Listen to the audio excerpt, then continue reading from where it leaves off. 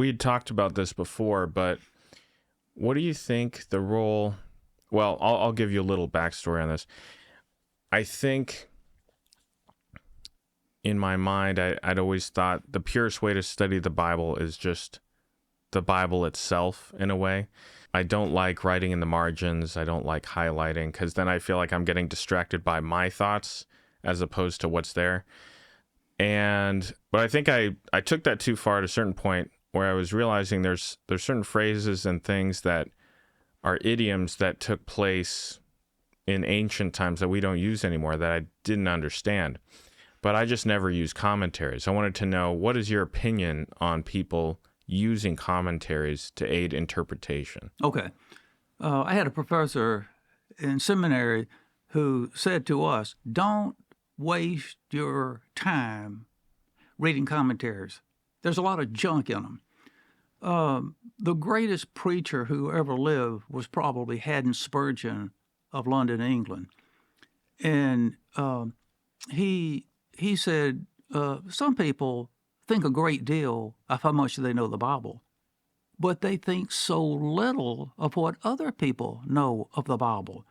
And he says, if you want to know Scripture well, you need to read and use good commentators. And one professor that I had put it this way: those who study the Bible without availing themselves of good biblical scholarship in the commentaries are, well, downright unwise.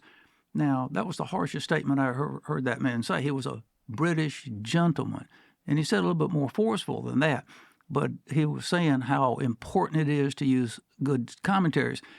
Let me put it this way. Proverbs 27:17, as iron sharpens iron, so one man sharpens, enhances, refines another. I cannot tell you how much God has taught me through good commentaries. Now, years ago, I studied the book of Galatians, and I took probably 5 months, 6 months to do it. That's it. One of the commentaries I used on it was E.R. Burton's commentary on the book of Galatians.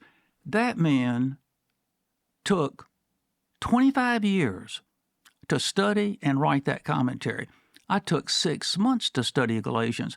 Now, if he took 25 years to study Galatians, he is bound to know something about Galatians I don't.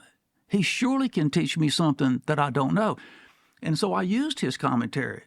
It was extremely profitable to me. It gave me lots of insights. So to answer your question, I am big on commentaries. Now, they're expensive, and you just can't buy them.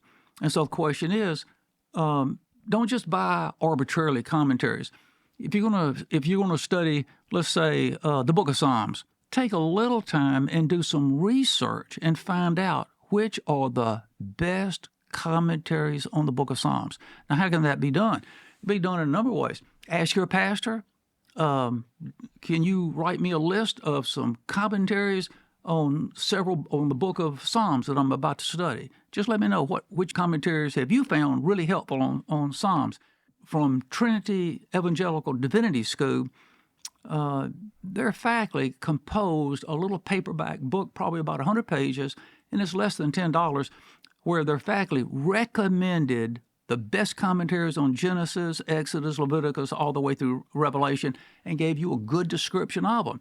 And they'll say, this commentary is liberal, but it's very helpful in background study. This commentary is conservative and evangelical. This is scholarly. This is popular. This is devotional. It's really helpful.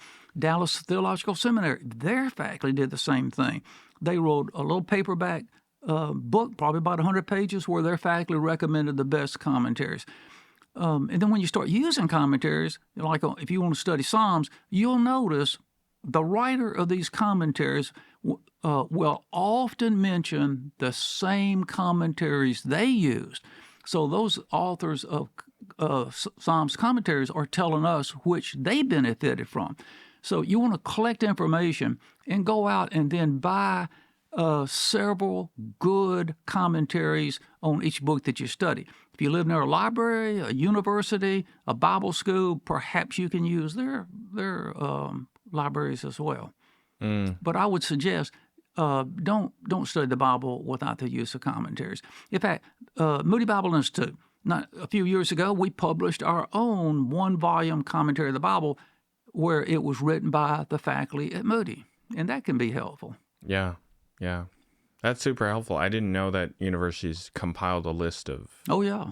commentaries. Yeah, you just can't buy them. Let the experts tell us which are the best commentaries. See, they've spent a lot of time investigating that. Yeah. And the typical person who's going to study the Bible, he doesn't have a clue. Right. Yeah. No, I think that was also an impediment to me at different points when I thought about commentaries. It's just like, where do you start? I mean, there's so many. But yeah, that makes a lot of sense. Go to people you trust. Yeah. Or a school you trust or something like that. And I like that they write the notes on it too of what, maybe this theologically doesn't agree with us, but right. It's useful in this area. Yeah. That's very helpful. And coming to mind is Cyril Barber.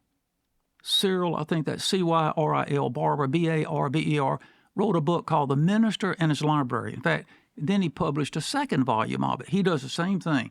He lists the best commentaries on each book in the Bible, and he gives a good, brief description of each one. This one is very scholarly, based on the Hebrew, the Greek text. This one is just based on the English text. It's very devotional, etc. So you know what the academic commentaries are. The popular means for the common man. The devotional commentaries are which are liberal, which are conservative, etc.